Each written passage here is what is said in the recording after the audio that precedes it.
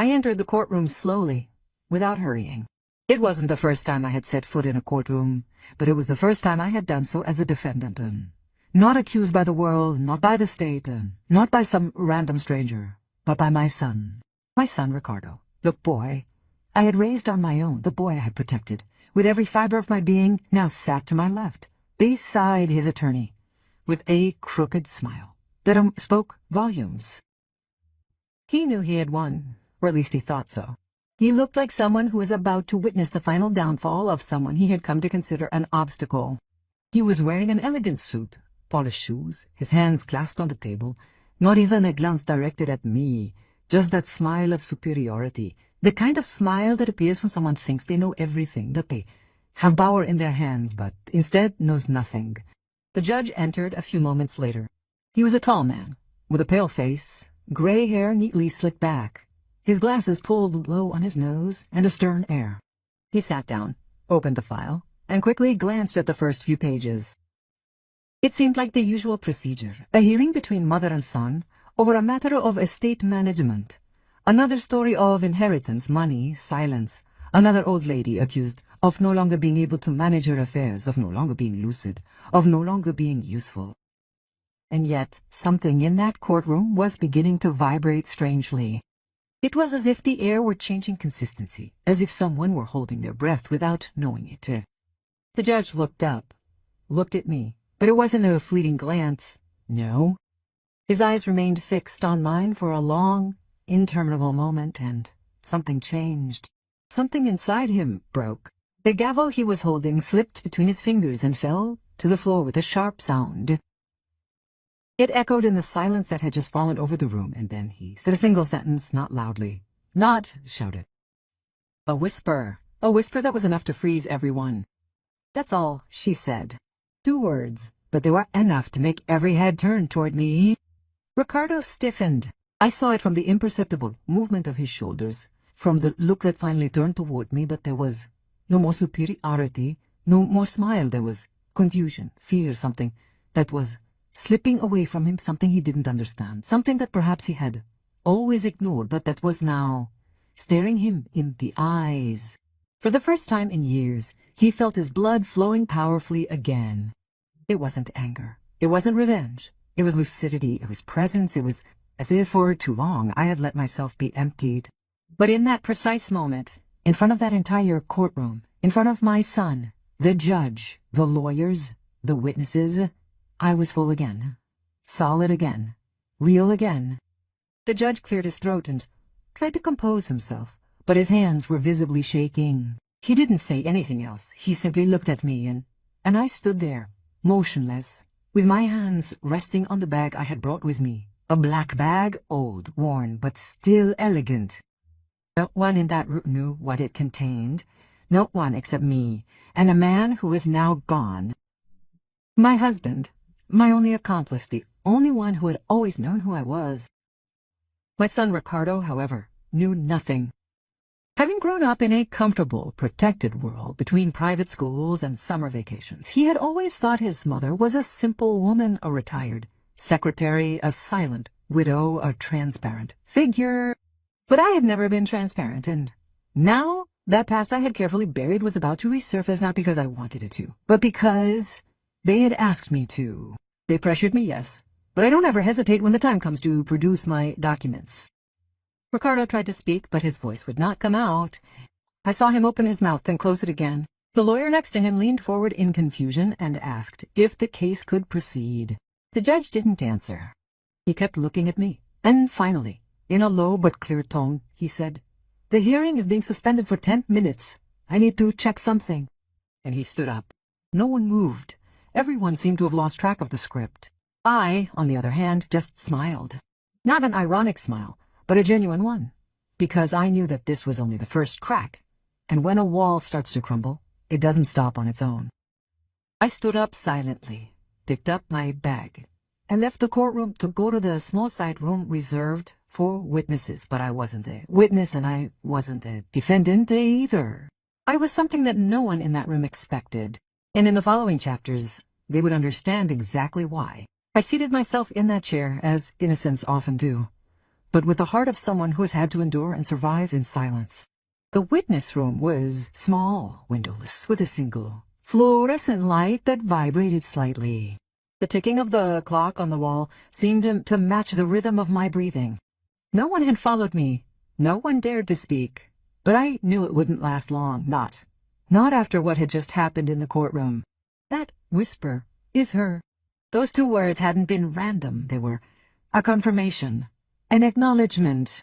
The past was knocking, and I no longer had any reason to keep it out.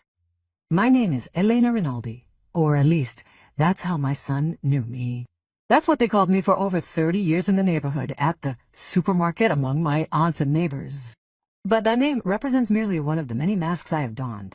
It's not a fake name, it's not a lie. It's just a small part. The one that remained on the surface. But beneath that calm skin, beneath those wrinkles that time has left me as a gift, there is another name, one that has never been spoken out loud outside certain rooms. One that I never wanted Ricardo to hear. I was 22 when I stopped being just Elena. It was 1984, a year that everyone remembers. For Sanremo, for the World Cup, for the political crisis. I distinctly remember it for a grey room. 3 men dressed in dark suits and a contract I was compelled to read only once. The state needs eyes that go unnoticed. That's what they told me, and I accepted. Not because I was patriotic. Not because I wanted to become a heroine, but because I had a quick mind, a photographic memory, and a natural silence that frightened even my mother. The state offered me a double life. I chose to live it to the fullest. I became an observer, a collector of human data. I moved between cities with different covers. I served as a language consultant for some, a librarian for others, and a civil servant for still others.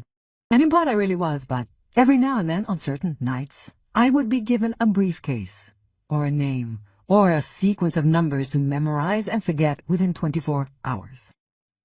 No one yelled, no one ran. It wasn't like in the movies. Everything was precise, cold, efficient, EVT. I did that job for 20 years. During that time, I met my husband, Marco. He wasn't who he seemed either. We understood each other with a look, and we chose silence as our common language. When I got pregnant, he was the one. He was the one who said the sentence I'll never forget. He'll grow up normal, he'll only know what he needs to know to stay on his feet. And so it was. Ricardo grew up in a normal home. He saw cooking, helping with homework, crying at funerals, laughing at plays. He didn't know anything. Never a clue, never a doubt. When Marco died in a car accident, or at least that's what was written in the report, I buried not only him, but also every link to the past. Or so I thought. I left active service shortly after. I received a discreet pension, never publicly registered, and a letter signed by a name that did not appear in any official archive. We left an open line for any future eventuality. One word is enough for her. I never uttered it. Never. Not even when Ricardo began to change. Not even when the arguments, the accusations, the distances began. Not even when he told me that I was aging badly, that perhaps it was time to think about a retirement home. Not even then. My house, the one he is now taking me to court for, is also registered in the name of a certain Iridium project. No one knows what it is. No one can dispute it. It is a legal shadow, created to protect the assets of those who have served without being able to be publicly protected. One of the many silent measures taken by the state for those who have done work that cannot be talked about. When I bought that house years ago, I asked to include it under that constraint. They said, a guarantee against future ingratitude. I smiled then. I thought I would never need to use it. And instead, here I am. Ricardo doesn't know anything. He doesn't know that while he was calling me a fragile woman, I was still receiving confidential updates. He doesn't know that while he was accusing me of no longer being able to manage my money, I continued to manage personal funds from accounts protected by triple authorization. He doesn't know that his lawyer has already received a warning from the order as soon as my name was added to the list of parties in the case. He doesn't know that that judge was one of the young students of the ethical legal training course that I, myself, supervised under a pseudonym. I know him. He knows me, not as Elena, but as the other me, and now we are here. In this final game, he thinks he moves the pieces, but the chessboard is not his. I have spent a lifetime protecting people who will never know they were there. A lifetime keeping dangerous information out of the wrong hands. A lifetime not existing in official documents, but appearing only where it really mattered. And today, ironically, I am forced to defend myself from my son. Not out of hatred, but out of forgetfulness, superficiality, and ego. I won't use all my cards, not today, not here, but one will suffice. A single sheet of paper, taken from the folder I brought with me, a single document with a name that isn't there. A signature that can't be read, but that, in the right place, can stop a trial, change a verdict, overturn a narrative, that. And I won't do it to win. I will do it to remind him, me and everyone, that you can't erase a life just because you're getting old. That you can't bury a mother just because she's become silent. That respect is built, and when you forget it, sometimes it comes back with all its force. And its force. Ricardo was born on a day in May, with eyes as big and black as night, and a cry that seemed to want to affirm something to the world. I held him in my arms without knowing what to feel. I had seen so many lives fade away in the shadows, missions that ended without applause, names erased from encrypted files, that the idea of holding something alive, mine, real, seemed unreal to me. In the early years he was a good child, curious, full of questions, and with that disarming kindness that children can have only when they have not yet learned the cruelty of the world. As I washed the dishes, I sang him songs, cutting his nails with a patience I'd never possessed, not even in tending to my own needs. And every night before going to bed, I left him a phrase written on a colored note that I tucked under his pillow. You are stronger than you think. The truth is found in silence. Count your breaths before your words. He didn't know that they were sentences stolen from files I had read, from codes of conduct hidden in windowless archives. But to him they were poems from my mother, and to me, at those moments, they really were. As Ricardo grew older, he began to observe the world with narrower eyes. He wanted quick answers, easy solutions, visible results. His hunger for conquest took him far, but always with that strange impatience towards anything that required slowness or reflection. Slowly he began to see me as a steadfast, useful, but voiceless presence. A mother figure who diligently prepared meals greeted him warmly upon his return and meticulously tidied the house after his days filled with powerful pronouncements. At university he studied economics, and for years I heard him talk about investments, funds, decision-making power, words that he used with arrogance, never with humility. On every occasion that I tried to introduce a more profound question, he would respond with a joke or a shrug of the shoulders. Mom, those things are useless in real life. He began to hang out with people who wore jackets that were too tight and laughed too loudly. He talked about everything as if he had already understood everything. But the most painful part was not his growth toward superficial confidence. It was his slow loss of respect. I clearly remember the day he looked at me with that tone.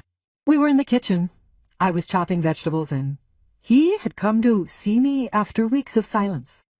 After just signing a contract with a consulting startup, he spoke as if he had become the minister of the economy. At one point, he looked around, saw the old furniture, my chipped cup, and said, Mom, maybe one day I'll fix you up in a place where you don't have to worry about these things anymore. That word, fix, cut through more than 1,000 truths. It wasn't a proposal. It was a decision. I was no longer his mother. I had become an encumbrance, a piece of the past that he couldn't integrate into his new world. At that moment, he realized that something was broken, but I didn't show it. I continued cutting the carrots as if I hadn't heard. I had done it for years, after all. Even in much more dangerous contexts, no one notices a knife when it's in a mother's hands. The signals intensified. The phone calls became shorter, then colder, then disappeared. The visits became prayerful, then planned, then conditioned. And every time he saw me slower, more bent, more tired, he seemed to rejoice as if that were confirmation that his plan was right. One day he arrived with a woman, Julia, with long hair.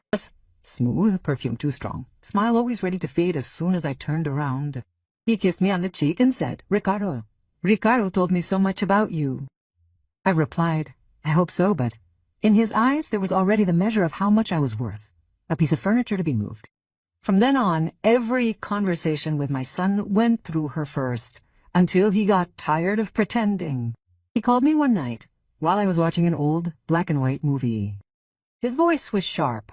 He said they were considering proposing a support order. He said it was just to protect me, that it was normal at my age, that he had heard worrying things about my lucidity. He said everything in a gentle tone, the way you pet an animal before leaving it at the pound. I remained silent. I didn't say anything. I pretended not to understand. I pretended for the last time, but that night I took the false bottom out of the cupboard, a mechanism I had installed years before, when I still believed that certain precautions would never be needed. Inside were the documents, the real ones, the ones with fictitious names, internal codes, invisible signatures, all still valid, all still operational. I read them one by one, not out of nostalgia, but to verify. I wasn't confused. I wasn't fragile. I wasn't incapable. But I knew that if Ricardo had succeeded, if that court had decided that I was not competent to understand and will everything I had built, would have vanished, and he would have been able to erase every trace of me. But I couldn't let him do that. Not so much for myself, but for what I represented. For the truth that no one sees, but that holds the country together from rooms without windows. When the official notification of the lawsuit arrived, I smiled. The document used legal language, but the gist was simple. My son accused me of no longer being capable of living alone, of managing my financial affairs, and of remembering essential things. He'd collected statements from neighbors, discreetly filmed moments when I was weary, and even constructed a castle using sand he'd personally brought to the location. However, he had overlooked a small yet crucial detail. For my whole life I had been studying lies, deciphering the weaknesses in their narratives, and exposing undercover operatives using fewer clues than he had provided. He didn't know who he was facing. He thought he was facing his mother reading romance novels on the couch, but instead, he was facing the woman who had conducted interrogations in 3 different languages, who had negotiating information in airports at 3 o'clock in the morning, who had memorized entire files, and then deliberately forgotten them so as not to compromise anyone. He thought he was confronting an old woman, but instead he was confronting his own origin, his own roots, and those roots were now about to show their thorns. There is no weapon more vile than one wielded with a smile. Ricardo never allowed himself to raise his voice with me, not even during those days when our opinions seemed to drift in opposite directions, but his voice had become a slender blade, smoothed by the relentless passage of time, a silent yet potent instrument that incised without a sound, leaving behind no visible mark, like certain slow poisons. When I received the official notification of his request, my first reaction was not anger, it was disbelief. And immediately, after that, lucidity.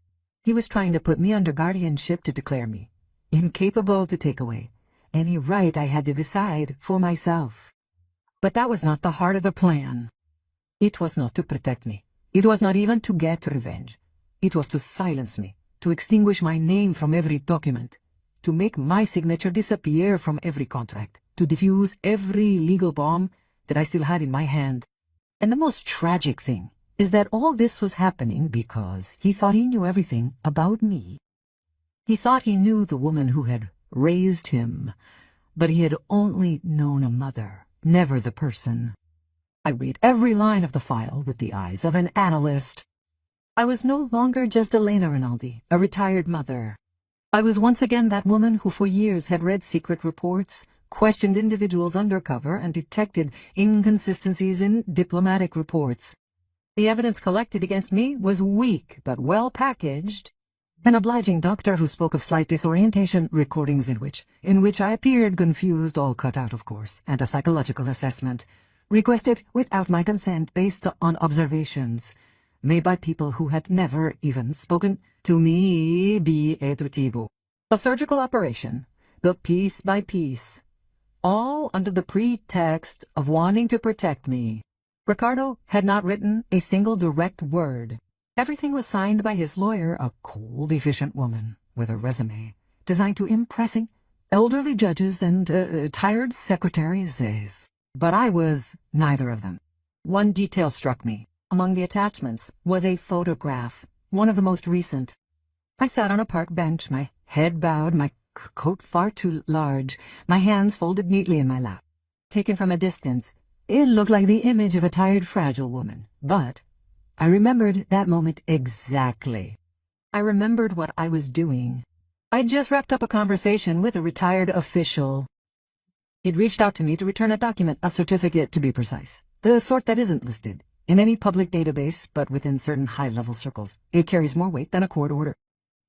As I sat on that bench, I was reading the code that was printed at the bottom. I was not lost. I was focused, but Ricardo had used that image to demonstrate my fragility, and in that moment, I understood everything. He was playing a game of chess with the wrong pieces, and I was about to move the queen when he pen. I went to look for my copy of the will.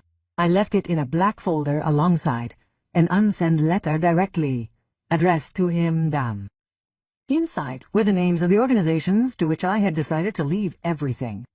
A shelter for women in difficulty, a neighborhood night school, a small historical archive that held oral histories of Italian women during the Cold War. I had left Ricardo out by choice because for years I had seen in him a man who no longer listened, who no longer looked, who saw me, as you might look at an old door that sooner or later needs to be replaced. But I had decided not to tell him, not out of pity, but out of protection. I wanted him to find his own way without counting on what was not in store for him. Now, however, it was he who had forced me to come clean. I made contact with an old lawyer, a man who had vanished from the listings, someone who once worked within a specialized unit of the Ministry of Defense. I called him on a secure number, used only twice in the last 10 years. He answered without hesitation. Elena asked. I need verification, I replied. It will be done. It only took 24 hours to have what I needed. The official document, a sworn affidavit with a stamp, verified my legal, mental, and professional competency. Property, signed by an authority not recognizable in ordinary registers, but which, in certain circles, including the judicial one, has an unquestionable weight. I also attached a letter. If this document is ignored, I will proceed with the iridium release. I knew that name would set off alarm bells not among ordinary people, but among those who work in the shadows. Then I prepared my statement, 3 handwritten pages without rhetoric, in which I explained exactly who I was, not everything, just the necessary details, the time spent in service, the activities carried out, the reason why I had kept certain properties confidential. I filed it in an envelope, entitled it to be opened only in the event of a public hearing, and delivered it personally to the clerk of the court. It was time to stop treating me like a blurred figure. The night before the hearing I slept very little, not because of anxiety, but because I was clear-headed. I mentally went over every move, every word, every possible deviation. I had lived long enough to know that the truth is not enough. It must be protected, orchestrated. It must be offered at the right time, and mine was about to arrive. At 8 o'clock sharp, I entered the courtroom. I was wearing a dark, understated, elegant gown. No jewelry whatsoever. Just an old metal hair clip, a gift from my husband. In my bag I had the red folder, not the black one, not the one with the will, but the one that had traveled with me to many countries, which contained folded sheets and documents in transparent plastic. It was light, but capable of shaking a system. When Ricardo saw me enter, he smiled that crooked smile, the one he had been wearing for weeks, but he said nothing. The judge, however, looked at me for a long time, and the gavel, as you already know, fell from his hand, and he said, "Only 2 words. It's her." I had just opened the curtain. When I sat down again in the courtroom, after the recess requested by the judge, I felt the silence change shape. It was not the embarrassed silence of the first waits, nor the distracted silence of the hushed chatter between colleagues and assistants. There was a thick, almost dense silence, as if everyone had realized that they were witnessing something that was not seen every day. Ricardo spoke in a low voice with his lawyer, showing her something on his cell phone, perhaps seeking confirmation, perhaps already sensing that the road would not be as smooth as expected. The judge returned a few minutes later. His face was pale, his eyes a little more fixed than usual, like someone who has just reread a name he thought he had forgotten. He said nothing at first, looked toward the prosecutor's bench, then towards me, and finally picked up the file. "Before continuing," he said, "I would like to hear from Mrs. Rinaldi directly." His tone was formal, but there was something new. It was not just respect, it was caution.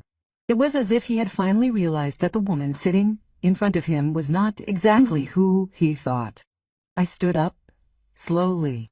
My step was firm, but without arrogance. He opened my bag, and I pulled out the red folder. It bore no labels or symbols, only a worn edge and a subtle, faint scent of old paper. I placed it on the desk in front of me and opened it calmly. My fingers didn't tremble. Inside were 6 documents. 3 were originals with pen signatures and stamps still visible. The other 3 were certified copies, with digital markings visible only under certain types of scanners. I had protected them for years. Some of them had journeyed with me inside the heel of a shoe, while others were hidden away between the pages of a book I had pretended to be reading on a train to Brussels. They were not evidence against anyone. They were simply pieces of truth. And today they were finally finding their voice. The first was a hand-signed letter from a military authority that did not appear in the civilian records. It was dated 1991.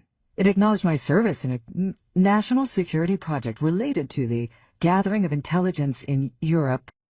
It spoke of activities carried out with loyalty and competence, and referred to Iridium Level 3 protocol, the mere mention of which was enough to cause certain hearings to be dismissed from the ordinary chairs. The second was a medical certificate, not a medical one, but a neurological one, signed a few months earlier by a professional who no longer practiced in the public sector. It attested to my full lucidity, my cognitive abilities, and the total absence of symptoms of decline. The third was a copy of the contract I had signed with the state 36 years earlier with clauses still in force. The last 3 were just supports, but they were enough. I handed the documents to the judge in silence. He took them with hands that tried not to show hesitation. He read the first, then the second, then looked up at me. "Mrs. Rinaldi," he said slowly, "you are aware of the content of these documents?" He nodded. "I brought them, Your Honor, and they are all still valid. None of them have been revoked." A pause. My son's lawyer leaned forward. "I would like to ask for a verification of authenticity." The judge interrupted her. "We will do so. But for now, I take it upon myself to suspend any further discussion of the administration of support." Then he turned to me and, in a lower, almost personal voice, he said, "Do you wish to make a statement, ma'am?" "Yes," I replied. "I want my son to listen to me for once, without filters." I turned to Ricardo. There was no hatred in my gaze, only a painful calm built up over the years. "Ricardo," I began, "I never asked you to understand who I was before I became your mother. I never asked you to know everything. I permitted your growth within an atmosphere of peace, lightness, and protection. I permitted you to believe I was merely a simple woman, a kind widow with a need for your assistance. And you believed it.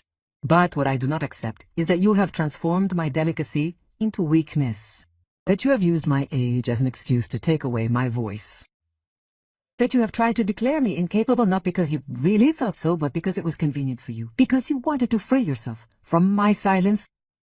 Ricardo was motionless. He didn't speak, but his eyes, which had been full of confidence just a few minutes earlier, were now trembling. I could see the question rising in his mind. Who is my mother? Really? But wouldn't I have told her?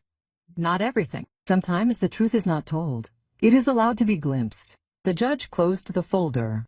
"I acknowledge," he said, "that this case has undergone a reversal of perspective. It wasn't a final verdict, but it marked a crucial beginning, a significant first step in the correction of a system my son had attempted to manipulate. This initial sign signaled that my voice, far from being silenced, continued to resonate, and that my signature, though somewhat trembling, retained its full validity, a validity that would extend to my final breath. When I left the courtroom that morning, no one applauded me, no one stood up, but I felt my shoulders straighter, and the bag, with the red folder closed again, seemed lighter. I hadn't won yet, but I had made the first cut, and now the fabric was beginning to give way. The judge's gaze, as he slowly leafed through the documents in the red folder, was not that of an official who was simply checking dates, signatures, or legal clauses. It was the gaze of someone who was reading much more, as if every word on that paper had awakened an echo, a memory that had settled for years. He did not speak, did not interrupt, did not ask for clarification, and yet every now and then his eyes would rise to me and then return, as if seeking confirmation that the thought that was crossing his mind was not madness. I knew it. I had recognized him from the moment he had entered the courtroom, but I had pretended not to notice. I awaited his remembrance, because there are ties forged in the stillness within rooms, devoid of windows and archives, which remain unrecorded even on maps. And that judge, before becoming a magistrate, had been a student. The year was 1997. During that time, I was operating under the alias Artemisia for a special training operation conducted at Villa Romiti. This facility had previously served as a military base but was repurposed for exclusive training programs for senior government officials. The state was trying to create an underground network of clean executives capable of recognizing systemic manipulation, silent fraud, and internal corruption networks. The project was ambitious, secret, and lasted just 3 years before being dismantled in complete silence. I was one of the undercover trainers. I worked with small groups in bare classrooms, using fictional cases that weren't fictional at all. My job wasn't to teach law, it was to teach suspicion, reading between the lines, and the importance of silence as a means of defense. One of the students, young, reserved, and methodical, went by the name of Lorenzo Bassi. We called him the Hawk because of his ability to pick up on details that others couldn't see. He was one of the few to complete the entire program without a single negative note.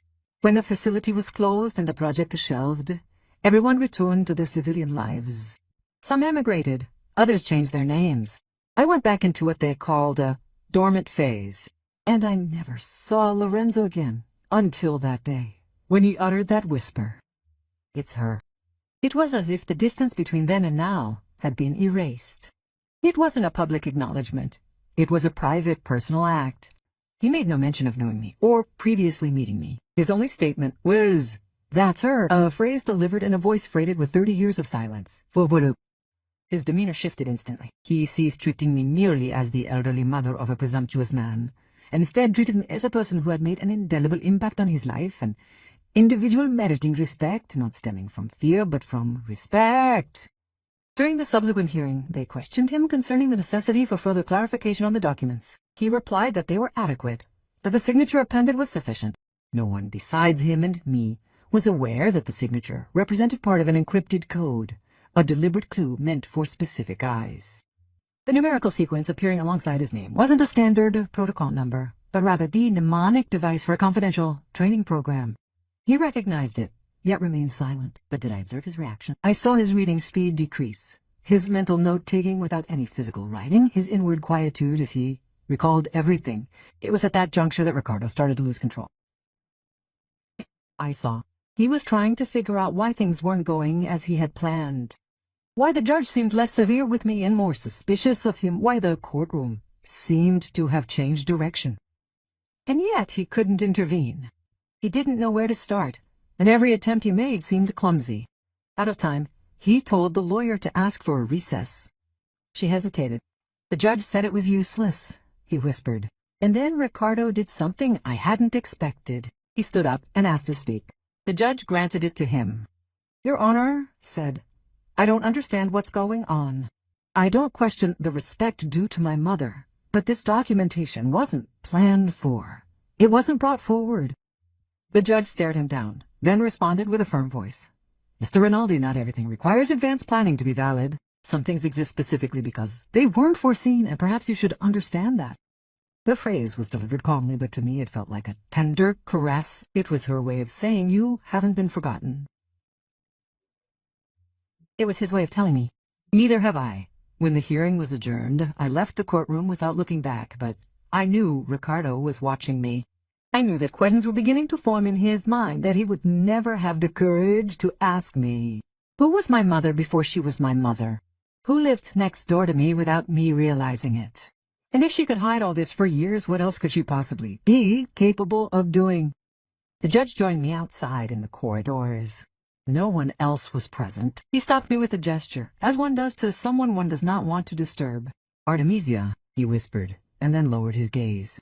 "I didn't think I would see you again, and certainly not like this." I smiled.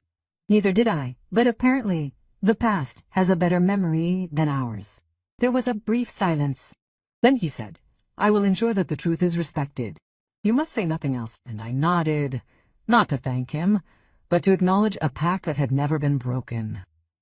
That evening I went home, didn't turn on the television, didn't check my phone, and opened an old wooden box where I kept letters, clippings, expired library cards from places I had visited under a false name. I picked them up one by one, looked at them, put them away, then sat down at my desk and began to write. Not a diary, not a memoir, just a reminder to myself. The judge remembers, and if he remembers, then I haven't been invisible. For the first time in a long time, I felt present, whole, without having to explain anything to anyone. It wasn't a noisy passage, nor one of those that make the news. In the courtroom there was no standing ovation, no applause or shouts of surprise, yet a palpable shift in the air was evident, like a subsurface current altering its course beneath the calm surface of the water. It was the tone, the specific tone with which I was asked to speak, the way my initials were pronounced with such deliberate care, and how every word directed at me began to carry a much greater weight, as if my existence itself had suddenly acquired a newfound substance and importance. I was no longer just the resilient part of a shattered family unit. I was no longer the elderly mother to be evaluated with compassion. I was something else. And they knew it. You could see it in the attitude of the clerk, who stopped absent-mindedly, taking notes, and began to carefully write down every statement I made, every single word that came out of my mouth. You could see it in the judge's assistant, who, upon returning to the courtroom, gave me a quick glance, not out of curiosity, but of attention. But it was Ricardo in particular who felt the change firsthand. I saw him lean his body forward slightly, his torso tense, like someone trying to grab what was slipping away. Up until a few hours earlier, every gesture in the court had seemed to revolve around him. Each word seemed to validate his position, highlighting his genuine concern as a son and the carefully constructed nature of his narrative. Now, however, he seemed a spectator of his own mistake, and what until a short time before had been a trial to be conducted with cold determination was now becoming a room in which the walls slowly closed in around him. The judge returned after a brief technical pause, and the silence with which he was greeted was not the usual one. There was tension, expectation. He was carrying a black folder, different from the one he had consulted a short time before. He placed the folder on the table, adjusted his glasses, and said simply, "After examining the documents submitted and consulting some confidential records, the court deems it appropriate to proceed with a review of the overall picture of the case." He did not raise his voice. He did not use Tony Solani, but those words immediately triggered a reaction. Ricardo's lawyer stiffened. Ricardo himself seemed to want to say something, but he could not find the words. I remained motionless. Every muscle in me knew that this was only the beginning. The judge then addressed the lawyer politely. "Attorney DeSantis, the court invites you to review together with your client the documentation produced by Mrs. Rinaldi. It is clear that there are elements whose nature and origin go beyond the normal civil context. The possible persistence of the request for administration of support, in light of what has emerged, could be considered an improper act and require subsequent evaluations by higher authorities." It was a sharp but precise blow. It was not a threat. It was a polite warning, as only those who wield real power know how to do, the kind that does not need to shout. For a long moment no one spoke. Then it was Ricardo who broke the silence. "I don't understand," he said. "My mother never told us about all this. How can we be sure that she is not playing a part?" The sentence hung in the air like a taut but fragile rope. The judge slowly looked up in cap and calmly replied, "Mr. Rinaldi, people who have served in certain contexts do not speak. It is not in their nature. They are not supposed to do so. The fact that your mother remained silent does not mean that she was lying. It could mean that she was protecting." He saw him lower his gaze, unable to bear the truth he had not expected, and that was now being served to him with the same politeness with which he had tried to bury me behind a legal paragraph. It was then that the most subtle but most powerful moment of the entire hearing occurred. It was not the words, it was the atmosphere, it was the way in which everyone's gaze shifted from him to me, not with a pity, but with a new form of respect. And if there were those who did not understand exactly what had been said in the confidential documents, they understood it anyway. They read it in the gestures, in the judge's choices, in the silence of the officers. And for the first time, Ricardo was alone, truly alone, without that invisible power he thought he had, without the framework he had built around his life. After his story, I was given the floor again, not to defend myself, but to make it clear how much I wanted all this to continue. I simply said, I do not want revenge. I want respect for what I have been and for what I still am. The judge nodded, and in a softer but no less firm tone, closed the hearing with a sentence that Ricardo would never forget. Sometimes, when you discover who you really have in front of you, you learn too late not to underestimate them. Then he ordered the suspension of the case until a new investigation, and my exit from the courtroom, that time, was different from all the others. As I walked down the corridor, some of those present stepped aside, not out of politeness, but out of instinct. What do you do with someone who has done something that you don't talk about, but that you can sense? No one stopped me. No one dared to ask anything.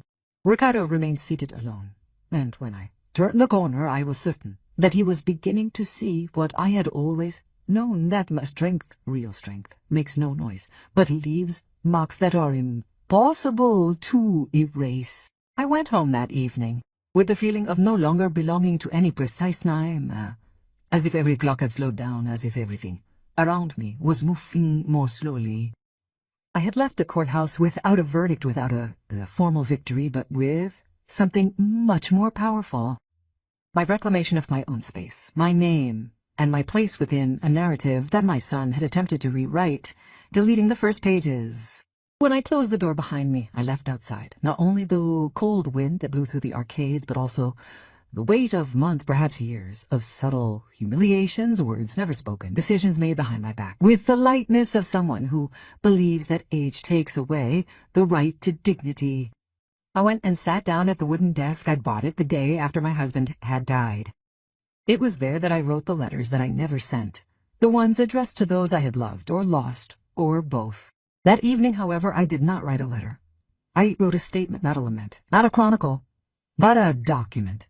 I called it a supplementary memorandum, a cold, legal term, but one that perfectly captured what I intended to do. To integrate into the court file everything my son had omitted, not to punish him, but to establish once and for all who the person sitting on the other side of the room was. I began by describing my first assignments. I omitted places but indicated the functions. I told him of the hours I spent transcribing wiretaps in languages he was unaware that I knew. The unexpected trips, the nights when I was woken up only to be given an envelope with instructions to memorize and then destroy.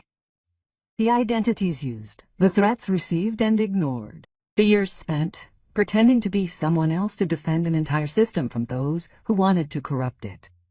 I wrote about the Iridium project, not in detail, but with the precision of who knows what can be said and what cannot. I cited letters, secret codes, and official reports, each signed by hands that are now long gone, but hands which had nonetheless left a profound impact upon me. I explained my decision to retire quietly, to create a normal, wholesome life for my son, completely separate from the life I had previously led. And finally, I described, point by point, the signs that I could see in his behavior. The growing impatience, the transformation of respect into annoyance, the gradual construction of a story in which I was nothing more than a burden to be gracefully removed. I never used the word revenge or resentment. I used precise terms, legally unassailable but emotionally unmistakable. I concluded by saying, if the court deems it appropriate to consider this statement not only as a defense but as testimony, my function in this trial will be complete. I am not asking for my son's conviction. I only ask that he be seen for what he has become, and that my voice be given back to me. The rest is of no use to me. I printed 3 copies. I put one in the red folder. I sent one via certified email to my special attorney, the one who still worked only when I called him, and I delivered one the next morning directly to the registry office without announcing it. When the girl at the desk read the sender's name, she looked up. "We'll file it immediately," she said. "It will pass before the next hearing." I nodded. "There won't be a next hearing," I replied. She smiled without understanding. but I knew that I had just signed the last page of the story. The rest would just be an echo. The next afternoon, I received a call. It was Ricardo's lawyer. Her voice had changed. Less confident, more uncertain. She informed me that after careful consideration, her client intended to withdraw the request for administrative support. She said that it had been an excessively premature assessment, that the circumstances had yet changed, that perhaps there had been a fundamental misunderstanding. I listened in silence. When she stopped speaking, I paused for just a second and replied yes. I knew it, and hung up the call. There was nothing to add because that voice, so well trained in weeding excuses, had just admitted defeat without wanting to. 2 hours later, I received another call. The number was unknown, but I answered anyway. It was Ricardo. He hadn't spoken for weeks. His voice was toneless this time. He wasn't trying to convince me or justify himself. He just said, "I read what you wrote." There was a long silence. I didn't say anything. He continued, "I don't know who you are. I've never known." Another silence. And finally, "And I don't know if I'll ever be able to look at you without feeling ridiculous." The call ended there. There were no apologies or regrets, but at least there had been truth. And for me, at that moment, that was enough. I slept that night with the window open, allowing the cool air to fill the rooms, as if to cleanse them of the tears I had shed in solitude. And as the wind moved the curtains, I felt a calm inside me that I hadn't felt in years. I didn't need revenge. What I truly needed was for someone, eventually, to find my words and recognize that I had never been a mere shadow. There had been a time when I had dedicated myself to protecting this country, and then there came a time when my only aspiration was to be a mother. And it was important to me that neither of these crucial aspects of my life be forgotten. I had no intention of going back to court. After the supplementary brief, after the lawyer's call, and Ricardo's sudden silence, I thought that everything would end in silence, as things often end between those who have chosen not to belong to each other anymore. But the court called a new and final hearing, final. My presence was not mandatory, but the judge expressly asked that I be there. The notification did not state why. Only the date, the time, and the stamp of the civil court. A formality, I thought. It was a seal. Maybe some official paperwork, but the silence suggested to me that it wasn't as simple as that. I got ready with the calm of someone who has nothing more to prove. I put on the same dark haircut as always, combed my hair carefully, and put only my empty hands in my bag. The red folder had remained closed in the drawer. It was no longer needed. He spoke on my behalf, and his voice, though silent and precise, accomplished what mine would never have been able to achieve aloud. He had commanded respect. The courtroom was different that day, less crowded, more composed. The typical buzz of waiting had been replaced by a sort of a shared caution, as if those present had sensed that they were about to witness something that went beyond the everyday logic of appeals, experts, reports, and witnesses. Ricardo was already there when I arrived. He didn't turn around. He remained motionless, his gaze lowered, his hands clasped, like a child who has broken something too precious to be repaired. I felt neither sorrow nor triumph, only a slight melancholy. I had spent a lifetime protecting him, and now I found myself watching him as he faced the weight of his own choices alone. The judge entered promptly. No sign, no hesitation. He took a seat, arranged some papers, and then spoke in a voice that seemed to come from a place far removed from bureaucracy. "A court hearing has been called for today to pronounce a final judgment on the legal motion for administrative assistance filed by Mr. Riccardo Rinaldi against his wife, Mrs. Elena Rinaldi." His voice was firm, but not cold. There was particular attention to detail, as if every word she was about to utter would be remembered for a long time. After careful assessment of the evidence produced, and in light of the supplementary brief filed by the defendant, this court believes that Mrs. Elena Rinaldi not only possesses full capacity to understand and will, but that she has demonstrated a level of lucidity, competence, and sense of the state that transcends the common classification of a civil party. There was a murmur, an almost imperceptible rustling, but the judge did not stop. The documentation acquired, which cannot be disclosed in detail for reasons of national confidentiality, attests that Mrs. Rinaldi has worked for decades in strategic areas of our country's security system, assuming roles of high responsibility without ever seeking recognition, visibility, or personal benefits. His public persona has been built on silence, a deliberate and protective silence. The children raised by these figures do not know the weight or the price, but this does not diminish the value of what has been done. On the contrary, it enhances it. At that moment, something inside me snapped gently like a rope that had been stretched too far and was finally loosened. I had expected a technical ruling, a legal formula, but instead I received a tribute, not out of pride, not as a medal, but as restitution. The judge stood up, an unusual gesture, and concluded with a sentence that would change my memory forever. This court recognizes that Mrs. Elena Rinaldi does not need any protection because she is, and probably always has been, one of the most silent voices in what we call the state. She is not to be protected. She is the state. A silence. Not the kind born of embarrassment or forced, but the profound silence that precedes a truth so enormous and weighty it defies any attempt at comment. No one dared to speak. Ricardo lowered his head even further. I saw him swallow, as if that sentence had shattered the very center of his system of certainties. He had tried to silence a woman, and had found himself being contradicted by an entire nation. I did not look up. I did not smile. I did not turn toward him. I stayed perfectly still, yet inside I felt a knot, gradually unraveling. I had not won, because this had never been a game. I had not destroyed my son, but I had defended myself. In my actions, I had sought to protect not only my own name, but also the hope that other women, like myself, mothers, widows, silent servants, might one day be recognized not for the visible signs of their age, such as wrinkles, but for the invisible scars they had carried with a dignified and unwavering strength. When I left the courtroom, no one stopped me, no one asked me anything. And rightly so. True respect makes no noise. I walked down the corridor with a calm step. I carried nothing with me, except my tired body and the certainty that the worst was over. At my side, the judge touched my arm discreetly. "Thank you for reminding me why I chose this gown," he whispered. "I have never forgotten," I replied. And that was all. After the verdict, I did not go home immediately. I stopped at a small bar on the corner of a side street. One of those places without flashy signs or background music where coffee is served without question and time seems to slow down with every sip. I took a seat by the window, ordered a glass of water and an unsweetened espresso. I looked out at where the city flowed by oblivious. No one knew what had just happened in that courtroom. Nobody would ever have read the transcript which, in just a few lines, had returned to the elderly woman her name, her story, and her silence. No newspaper headlines, no interviews.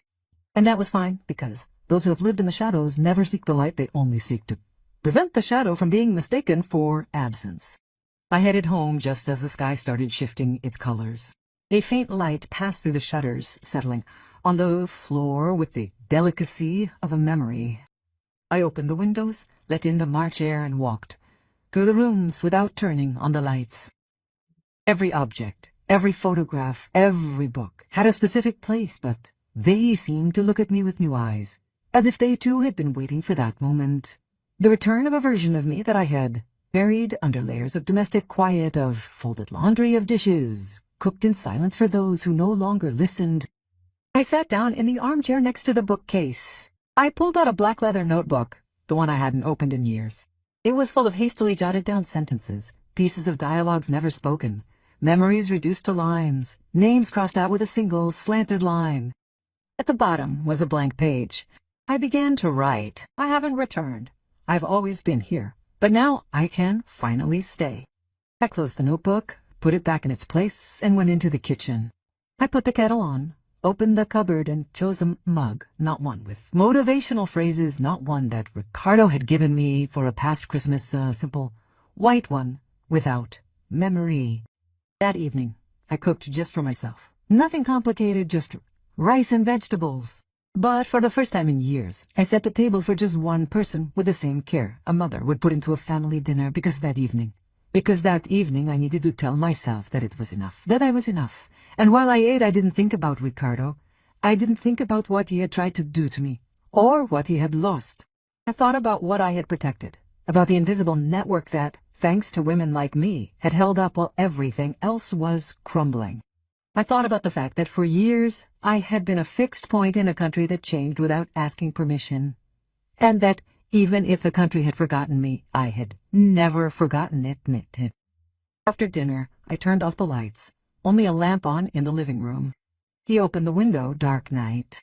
I was no longer afraid, not of silence, not of emptiness, not of absence, because I had learned to live with invisibility without letting it consume me.